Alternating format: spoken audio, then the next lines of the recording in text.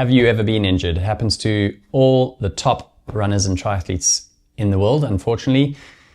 And it hits you when you least expect it. So here is a really nice interview with 14-minute 5K runner, elite runner from London, Carl Mills. And we are 3 or 4 months post the stress fracture injury, which came out of the blue in November 24.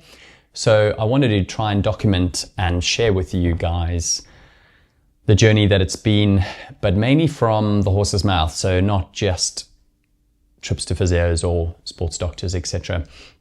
Those are the fairly fundamentals that has to happen, and getting x-rays and MRIs. It's more about what happens to the athlete mentally and kind of the road, the comeback road. So this breaks down how he's feeling, the steps we've implemented, and actually the most important thing out of this whole conversation is the growth aspect. And being 24 years old, we're only at the beginning of 2025 when this goes out, and we've got years ahead to still improve the top end, which will carry over to all run distances. We know that, but it's about knowing what we did last year that potentially influenced the outcome at the back end of the season. And being quite new as a runner, Carl himself will admit this in terms of only the last few years and bursting into the scene.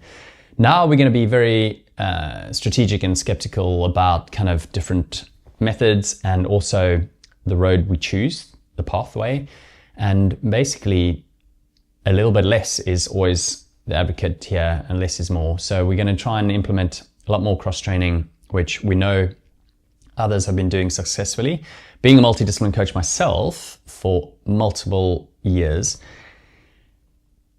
and then carrying that over to run coaching, I see the benefits all the time of bringing in things like intervals on the bike or recovery on the bike, using aqua jogging, using other modules that we wouldn't necessarily think that's specific enough for running. But if you keep the core foundation principles of running dosage and intensity distribution and frequency and understanding where your weaknesses left to right are, you'll see from the interview we dived into all these aspects: nutrition, blood tests, weaknesses left and right, mainly with more of an overview, holistic strength approach, and more importantly, the head.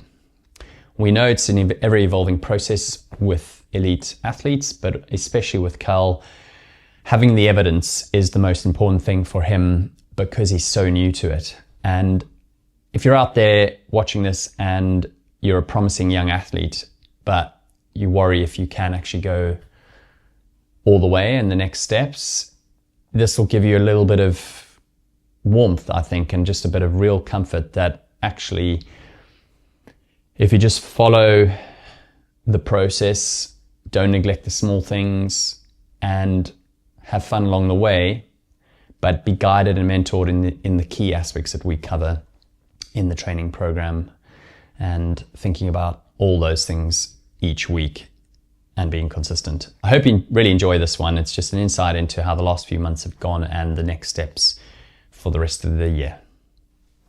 So we had a stress fracture of the head of the fibula.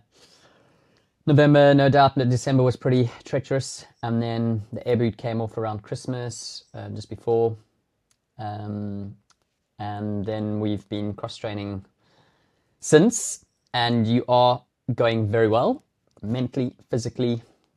We've tackled some behind-the-scenes stuff, looked at bloods, looked at nutrition stuff, and most importantly, did a deep dive into your S&C, which we're going to break up today's chat around. I think there's a racing element, but S&C kind of, we might need to progress that. You've started something new, some mindset work with a psychologist. You've done 2 sessions, is that right, with Luke? Or yeah, 3? 2. Third one's today. Yeah. Obviously, we'll chat about training. Training, obviously, that's a big part of your 6 days a week. And then your beliefs and your thoughts around what you feel is working for you or worked for you last year. And then, of course, we're a different animal now. We we're treading carefully in the beginning of the year. It's your first setback. And then the fourth thing we will look at touch on nutrition and sleep in the terms of like tweaks and stuff, because it's an ongoing Yeah, for sure. involvement. Going to see Tom probably explained part of why like Yeah, we got injured. yeah, yeah, Obviously part of it, not the full sort of thing, but there was definitely massive gaps there. Especially the way I like internally and externally rotate, and their strength on compared to my right leg and left leg. I'm like super right leg dominant. yeah, And I got injured on my left leg, so shock horror yeah. really. It's been good to work on what he's given me. He focuses loads on breathing and stuff, and like slowing the movement down, so you know exactly like why you're doing it and what you're supposed to be getting out of each exercise. Right, so that's awesome. That's progression. We don't have to go heavy loading with S&C. People always interested to know what exercise you're doing. There's no magic exercises. Where are the weaknesses?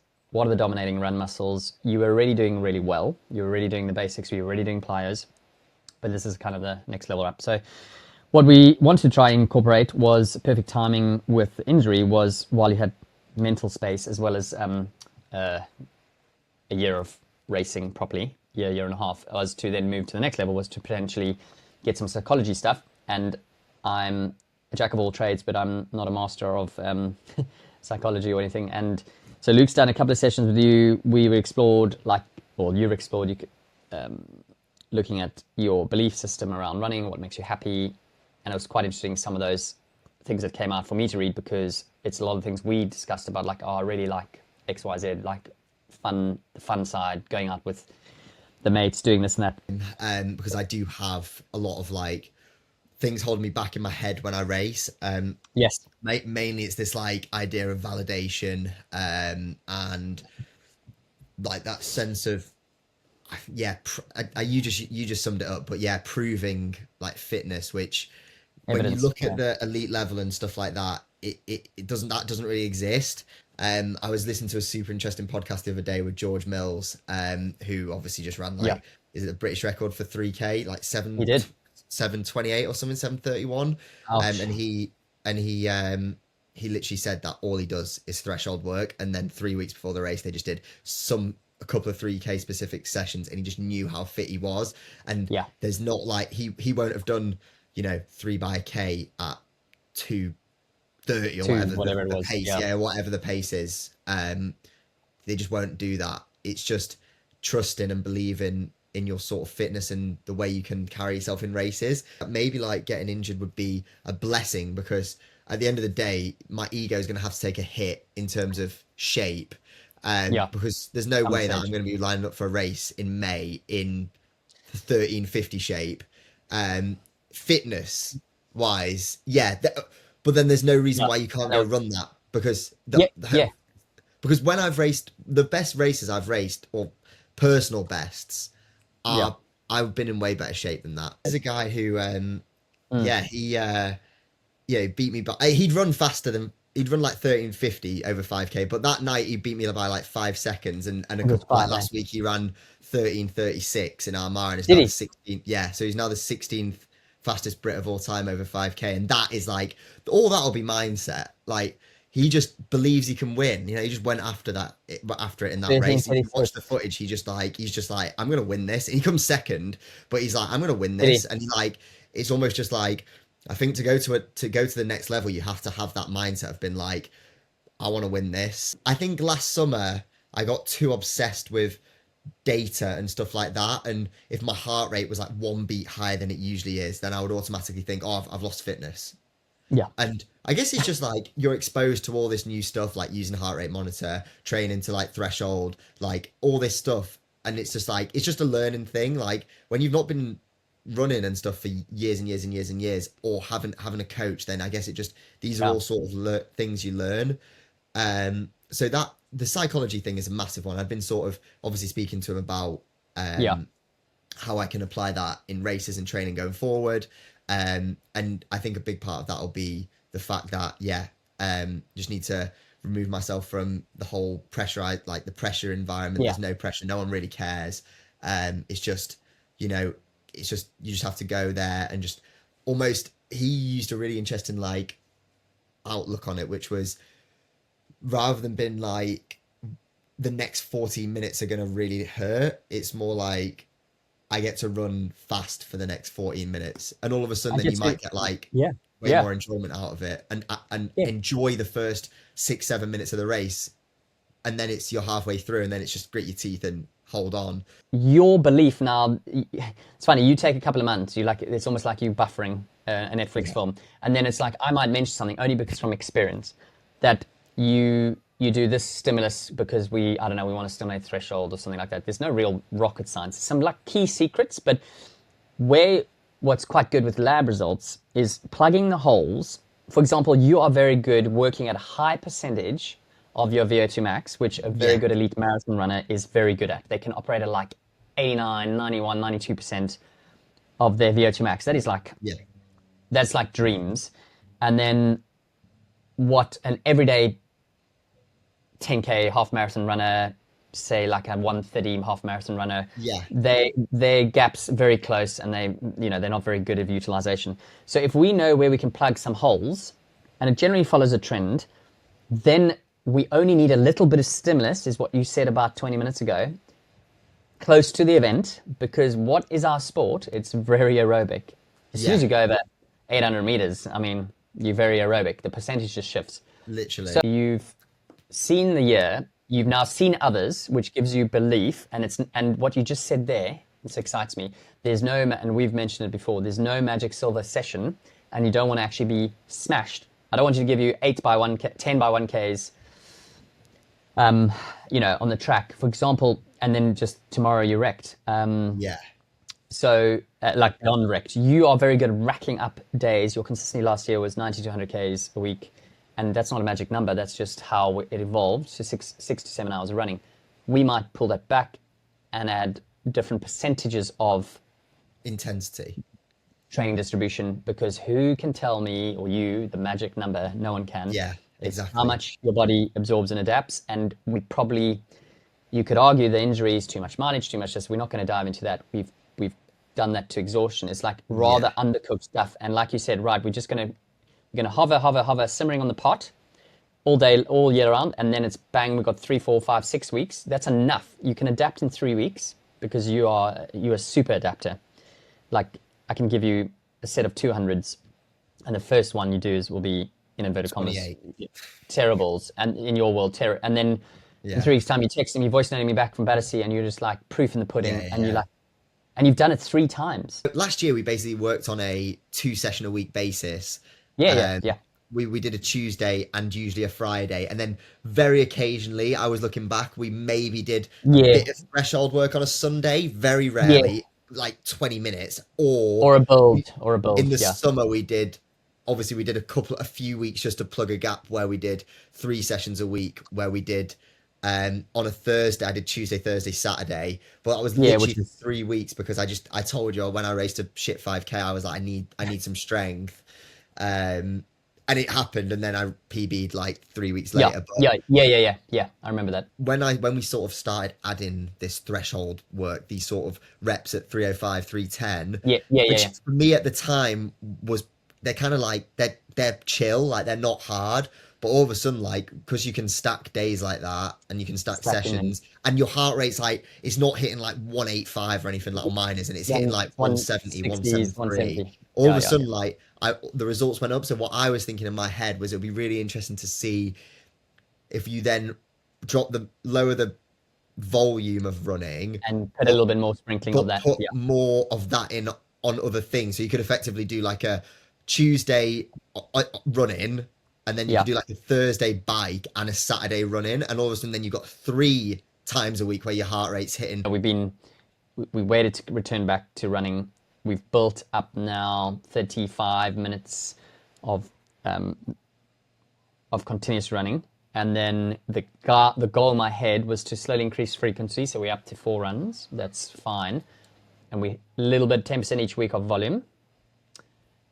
And you adapt really quickly. Plus all the other, you're doing high intensity on the bike, non-impact, and you were doing high intensity in the pool. So that's the progression away from non-weight bearing to Yeah. semi-weight bearing, and I think you see that. And then we got the heart rate up, and now we can, when we're ready, we start to put in little bits of what we would call intensity, but it's not going suddenly to VO2 max Yeah, I mean, 200. we waited. I was just looking actually. We did Yeah. Oh, yeah. 9 weeks of no running whatsoever. Was it nine? Um, I thought it was about 8 to 10. Yeah. yeah, Eight nine. or, So we did 9 weeks of fully off running. Obviously, four of that was in a yeah. boot. Yeah. When Okay. it was so it was like, which was above what was prescribed. And then we did 4 weeks of run walking, which is probably more than again what you people usually would do. Yeah. Um, 3 to 6 weeks. There's no, yeah. Yeah, we Yeah. did 4 weeks of run walking. Two first 2 weeks were three a week, and then we did 2 4 a week. Yeah. And then on second week of continuous running now. Um, we, Yeah. That's 21st of Feb. So the week, yeah, end of the second week. And then we've added from next week, the I mean, these are the treadmill stuff. specifics. I've added some, yeah, my gut feel is to get you on a really steep, not running, after a high intensity bike to Yeah, really then get your posterior chain. And I used to look at walking and kind of go, oh gosh, it's so underrated. yeah, for Certainly, sure. certainly on that. And if you're doing a trip already to the gym to use the bike and then you go on that, it's like an added bonus. And it's Exactly. yeah, that strength is just, Yeah, yeah, you get your you heart rate proper will probably be strong. 130, for you, Yeah, it'll be high after. 135. Yeah, 135, which is perfect, like strength building. Anyway, that's the specifics. So that's where the training's going. When we dived into your nutrition, we did blood tests as well. Things were pretty good, except a little bit of the, remind me, was it vitamin D? Vit D was Um, like quite low, and iron was, it wasn't low, but iron could had an area it of could be better. Yeah, improvement. ferritin Yeah, and iron, yeah. So obviously for someone like you, plus your age, plus you eat a very wholesome, balanced, diverse diet through majority vegetarian food, but then you do eat fish fish. too. Yeah, so which is fantastic. Yeah, I mean, pescatarian. but it's been good actually. Like, there's been quite a few like little adaptations, like obviously the Yeah, Vit D, iron, magnesium on now. sleep, and then just making sure your protein's adequate, around 2 grams per Yeah, kilogram yeah, body weight, which I know you don't measure, but it's really hard as someone that's, unless you're having lunch and dinner fish. So sleep, you've always been like, you love your sleep. You guys don't drink really. You go out a little bit, but I mean, you've just been nailing. Look, there's no perfect amount, but like if you're training a lot, 8 to 9 hours, 7 to 9 is like the guide for every human being, adults. But I think you quite like your sleep. I think you're 8 to 10 yeah, hours for probably sure. more. Yeah. So Yeah, as long as it's regular, and don't stress about the sleep, because we no, could no, track it. We could track. One of the things I do want to go in the next evolvement is, it's just more cost, but hopefully we'll get this given to us. Is to have a like an Oura ring and track HRV yeah, trend without having to do another measurement. I don't want you to sit down and have to worry about that. I just see the data and kind of go, okay, why is he trending down? We need a bit more zone 2 work. And I see it with myself. I see it with my athletes. If they're too much intensity relative to their working life, remember, stress is measured in the body, in all the buckets just fill mm, up, and then we just switch back down. I pull you off a track session. I pull you, and we'll just do zone 2 for 3 4 days. It's all you need, and we train back up, and you ebb and flow with HRV, the gaps between the heart rate, and that's not new. It's just not very well understood by coaches. So that's the next layer. We can't do it all at once. I learned that very quickly with you. Should you think about doing a 5K event in, did you say May? end of May. Yeah, Which is what, March, April, 3 months time, 12 3 months. weeks. Yeah, 30. It's 13 weeks away. So realistic time frame, we will do some confidence building things en route. 13 weeks, a lot can happen.